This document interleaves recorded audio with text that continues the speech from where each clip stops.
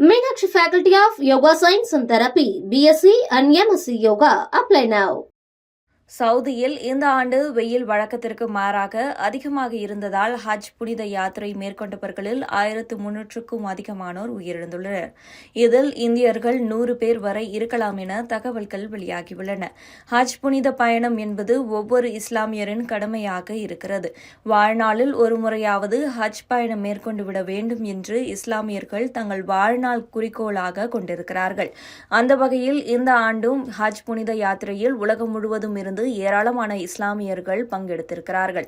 ஆனால் இந்த முறை சவுதியில் வெயில் அதிகமாக இருப்பதால் புனித பயணத்திற்கு வந்த யாத்ரிகள் சிலர் உயிரிழந்துள்ளனர். கடந்த சில நாட்களாக சவுதியில் 51 டிகிரி செல்சியஸுக்கு மேல் வெயில் பதிவாகியிருந்தது. இப்படியாக அதிகப்படியான வெயில் மற்றும் வெப்ப அலை காரணமாக யாத்திரை மேற்கொள்ளும் பயணிகள் காலை 11 மணி முதல் மதியம் 3 மணி வரை வெளியில் வர வேண்டாம் என்று அந்நாட்டு அதிகாரிகள் அறிவுறுத்தியுள்ளனர். அது மட்டுமில்லாமல் பயணிகளுக்கு ஏசி வசதியுடன் கூடிய தங்கும் இடங்கள் மற்றும் தேவையான மருத்துவ வசதிகளையும் செய்து கொடுத்துள்ளனர்.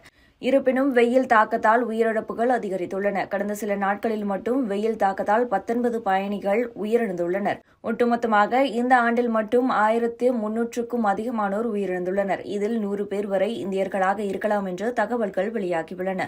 இதுபோன்ற உயிரிழப்புகள் ஏற்படுவது இது முதல் முறை அல்ல. கடந்த 30 ஆண்டுகளில் ஹஜ் பயணத்தின் போது நெரிசல்கள், தீ விபத்து, வெயிலின் தாக்கம் உள்ளிட்டவற்றால் ஏராளமானோர் உயிரிழந்துள்ளனர். இந்த உயிரிழப்புகள் குறித்து அதிகாரிகள் கூறுகையில், ஒவ்வொரு ஆண்டும் ஹஜ் புனித பயணத்திற்கு எத்தனை பேர் வரை வர வேண்டும் என்று நாங்கள் மதிப்பீடு செய்து அந்த எண்ணிக்கையை சம்பந்தப்பட்ட நாடுகளுக்கு அனுப்பியுள்ளோம். இந்த ஆண்டு 18 லட்சம் யாத்ரிகளுக்கு அனுமதி கொடுத்திருந்தோம். இதற்கான விசாவை வாங்குவதற்கு ஆயிரக்கணக்கான டாலர்கள் செலவாகும். அதற்கேற்ப குளிர்சாதன வசதிகள் கொண்ட பேருந்து, தங்குமிடம், குடிநீர், உணவு என அனைத்து வசதிகளையும் செய்து கொடுக்கிறோம். அவர்கள் புனித பயணம் மேற்கொள்வதற்கான அனைத்து ஏற்பாடுகளையும் நாங்கள் செய்து கொடுக்கிறோம். ஆனால் சிலர் இந்த வழிமுறையை தவிர்த்து சில ஏஜென்சிகள் மூலம் வருகின்றனர். இவர்களுக்கு எந்த அடிப்படை வசதிகளும் செய்து கொடுக்கப்பட மாட்டாது. பாலைவனத்தில் கடும் வெயிலில் அவர்கள் நடந்து புனித யாத்திரைக்கு வருகின்றனர். இப்படி வருபவர்களில் பெரும்பாலானோர் முதியவர்களாகும், இணைய நோய் கொண்டவர்களாகவும் இருக்கின்றனர். உணவு, குடிநீர் போன்றவை கிடைக்காத போது அவர்கள் உயிரிழந்து விடுகின்றனர். உயிரிழந்தவர்களில் 83% பேர் முறையற்ற பயணம் மேற்கொண்டவர்கள்தான். இந்த உயிரிழப்புகளுக்கு நாங்கள் மிகுந்த வருத்தத்தை தெரிவித்துக் கொள்கிறோம். அவர்களின் இறுதி சடங்கு, இறப்பு சான்றிதழ் போன்றவற்றிற்கு நாங்கள் பொறுப்பேற்றுக் கொள்கிறோம் என்று கூறியுள்ளனர். இந்த ஆண்டு ஹஜ்ஜில் வெப்பநிலை கடுமையாக உயரும் என்று சவுதி நாட்டின் வானிலை ஆய்வு மையம் எச்சரித்திருந்தது குறிப்பிடத்தக்கது.